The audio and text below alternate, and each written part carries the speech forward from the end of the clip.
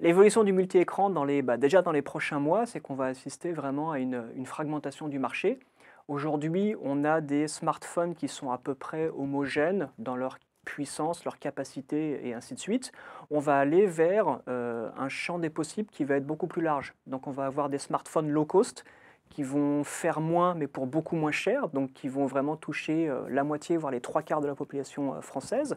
On va avoir des smartphones qui vont être beaucoup plus puissants, qui vont avoir par exemple pouvoir prendre des photos en 10 millions de pixels et ainsi de suite, avec des processeurs, des puces graphiques super puissants. Donc on va avoir vraiment des choses qui vont s'élargir. Pareil pour les tablettes. On va avoir des tablettes haut de gamme, des tablettes moyenne de gamme. Pareil pour les e-readers. On va avoir des lecteurs couleurs connectés, et on va avoir des lecteurs noir et blanc de base. Donc on va vraiment avoir un marché qui va se densifier au niveau de l'offre.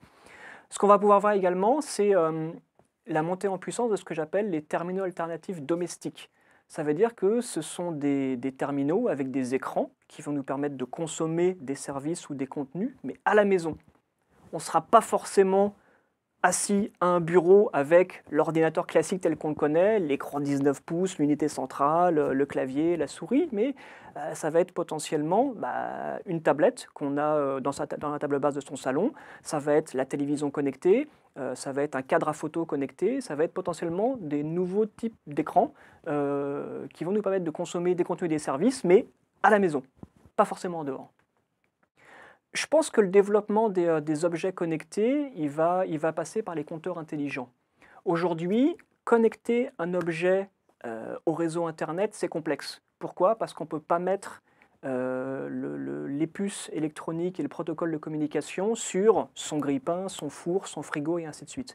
Ça coûte trop cher, c'est trop compliqué et ça serait beaucoup trop long de renouveler tout ça. Par contre, ce qu'on peut faire, c'est changer son compteur électrique pour faire en sorte que chacun des appareils que nous utilisons actuellement, sans les remplacer, soit en mesure d'envoyer des informations. Donc que le compteur électrique, en fonction de la signature électrique de chacun de ces appareils, sache dire « Ah, là, le réfrigérateur m'envoie un message, là, c'est le four, là, c'est le pèse-personne », qui puisse collecter cette information et la donner après sur Internet.